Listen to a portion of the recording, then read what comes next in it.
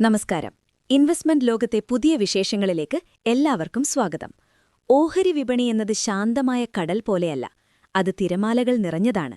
ചിലപ്പോൾ ഈ തിരമാലകൾ നമ്മെ ഉയരങ്ങളിലേക്ക് കൊണ്ടുപോകും, മറ്റു ചിലപ്പോൾ നമ്മെ വല്ലാതെ ഭയപ്പെടുത്തും. ഇന്ന് നമ്മൾ ചർച്ച ചെയ്യുന്നത് ഇന്ത്യൻ വിപണിയിലെ ആന എന്ന് വിളിക്കാവുന്ന ITC ലിമിറ്റഡിനെക്കുറിച്ചാണ്. കഴിഞ്ഞ 9 ദിവസത്തിനുള്ളിൽ ITC ഓഹരികൾ 17% ഇടിഞ്ഞത്. പലരും ചോദിക്കുന്നു, ITCയുടെ കപ്പൽ മുങ്ങുകയാണോ എന്ന്. നമുക്കിതിന്റെ ഉള്ളറകളിലേക്ക് ഒന്നിറങ്ങിച്ചെല്ലാം.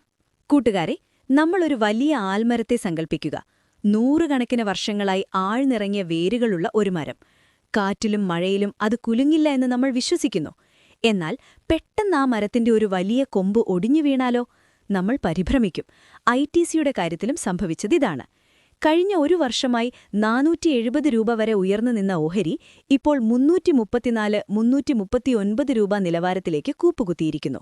വെറും 9 ദിവസം കൊണ്ട് 17% ഇടിവ്. ഒരു ബ്ലൂ ചിപ്പ് കമ്പനിയെ സംബന്ധിച്ചിടത്തോളം ഇതൊരു ചെറിയ വീഴ്ചയല്ല. ഇതിന് പിന്നിലെ പ്രധാന വില്ലൻ കേന്ദ്ര സർക്കാർ പ്രഖ്യാപിച്ച സിഗരറ്റ് നികുതി വർധനവാണ്. ITCയുടെ ലാഭത്തിന്റെ സിംഹഭാഗവും വരുന്നത് സിഗരറ്റ് ബിസിനസ്സിൽ നിന്നാണ്.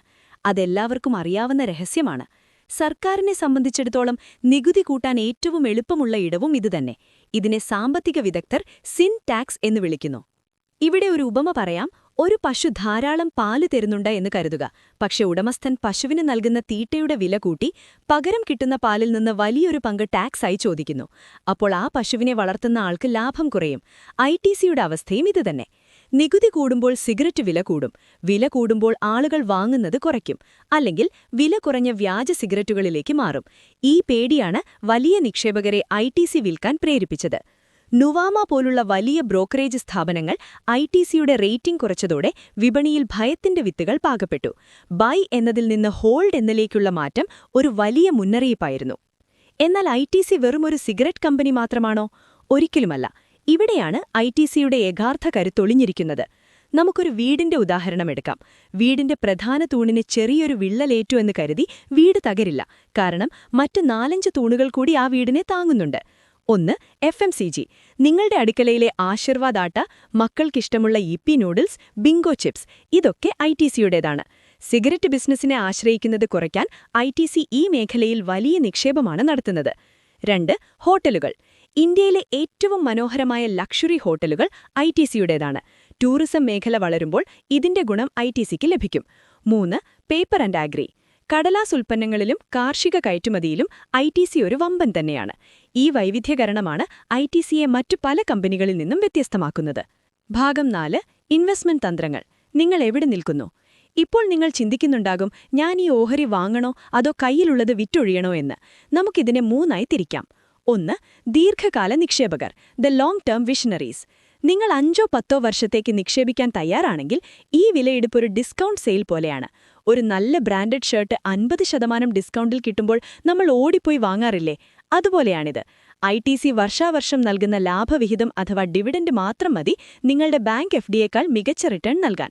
2, ഇടക്കാല നിക്ഷേപകർ, the wait and watch category. നിങ്ങൾ കുറച്ചു മാസങ്ങൾക്കുള്ളിൽ ലാഭം പ്രതീക്ഷിക്കുന്നവരാണെങ്കിൽ ഇപ്പോൾ ചാടി വീഴരുത്. വിപണിയിലെ പുകപടലങ്ങളൊന്ന് അടങ്ങട്ടെ. അടുത്ത ക്വാർട്ടർ റിസൾട്ട് വരുമ്പോൾ നികുതി വർധനവ് ലാഭത്തെ എത്രത്തോളം ബാധിച്ചുവെന്ന് വ്യക്തമാകും. അപ്പോൾ തീരുമാനമെടുക്കാം. 3, ഭയപ്പെട്ടു നിൽക്കുന്നവർ, ദ പാനിക് സെല്ലേഴ്സ്. നഷ്ടം വരുമെന്ന് പേടിച്ച് ഇപ്പോൾ വിൽക്കുന്നത് പലപ്പോഴും വിഡ്ഢിത്തമായിരിക്കും. കാരണം ഓഹരി വിപണിയിൽ വില കുറയുമ്പോഴല്ല, മറിച്ച് വില കൂടുമ്പോഴാണ് ആളുകൾക്ക് സന്തോഷം വരുന്നത്. പക്ഷേ ബുദ്ധിയുള്ള നിക്ഷേപകൻ രക്തം വീഴുമ്പോഴാണ് വിപണിയിൽ പ്രവേശിക്കുന്നത്. ഒരു കർഷകൻ വിത്തുപാടുന്നത് അടുത്ത ദിവസം തന്നെ വിളവെടുക്കാൻ വേണ്ടിയല്ല. മഴ പെയ്യും, വെയിലടിക്കും, ചിലപ്പോൾ പുഴുക്കൾ ആക്രമിക്കും. എങ്കിലും അയാൾ ക്ഷമയോടെ കാത്തിരിക്കും. ഓഹരി നിക്ഷേപവും അതുപോലെയാണ്. ITC പോലുള്ള ഒരാന ഇപ്പോൾ ഒന്ന് തെന്നി വീണു എന്ന് കരുതി അത് എഴുന്നേൽക്കില്ല എന്ന് കരുതരുത്. അത് എഴുന്നേൽക്കും, കൂടുതൽ കരുത്തോടെ നടക്കും. ITC തങ്ങളുടെ ഹോട്ടൽ ബിസിനസ്സിനെ ഒരു പ്രത്യേക കമ്പനിയാക്കി മാറ്റാൻ പോകുന്നു. ഇത് ഡീമേർജർ. ഇത് നടപ്പിലാകുമ്പോൾ നിലവിലെ ഓഹരി ഉടമകൾക്ക് പുതിയ കമ്പനിയുടെ ഓഹരികൾ സൗജന്യമായി ലഭിക്കും. ഇത് ദീർഘകാല അടിസ്ഥാനത്തിൽ നിങ്ങളുടെ നിക്ഷേപത്തിന്റെ മൂല്യം വർദ്ധിപ്പിക്കുമെന്ന കാര്യത്തിൽ തർക്കമില്ല. സുഹൃത്തുക്കളെ, ITCയുടെ ഈ 17% ഇടിവ് എന്നത് ഒരു മുന്നറിയിപ്പും അതോടൊപ്പം ഒരു അവസരവുമാണ്. വിപണിയിലെ താൽക്കാലിക ചലനങ്ങൾ കണ്ട് പരിഭ്രമിക്കാതെ കമ്പനിയുടെ അടിസ്ഥാനപരമായ കരുത്തിൽ വിശ്വസിക്കുക.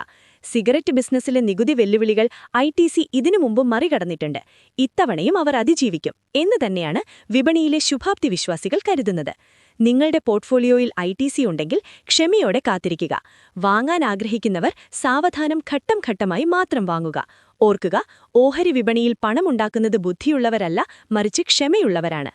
ഈ വോയിസ് ഓവർ പൂർണ്ണമായും വിദ്യാഭ്യാസ ആവശ്യങ്ങൾക്കും വിവര കൈമാറ്റത്തിനും വേണ്ടിയുള്ളതാണ്. ഇതൊരു ഓഹരി വാങ്ങാനോ വിൽക്കാനോ ഉള്ള ഔദ്യോഗിക ശുപാർശയല്ല, നോട്ട് എ ഫൈനാൻഷ്യൽ അഡ്വൈസ്. ഓഹരി വിപണിയിലെ നിക്ഷേപങ്ങൾ വിപണിയിലെ നഷ്ടസാധ്യതകൾക്ക് വിധേയമാണ്. നിക്ഷേപം നടത്തുന്നതിനു മുൻപ് ദയവായി നിങ്ങളുടെ സാമ്പത്തിക ഉപദേഷ്ടാവുമായി കൂടിയാലോചിക്കുക. ഈ വിവരങ്ങൾ അടിസ്ഥാനമാക്കി നിങ്ങൾ എടുക്കുന്ന തീരുമാനങ്ങളുടെ ലാഭത്തിനോ നഷ്ടത്തിനോ ഈ ചാനലോ സ്ക്രിപ്റ്റോ ഉത്തരവാദിയായിരിക്കില്ല.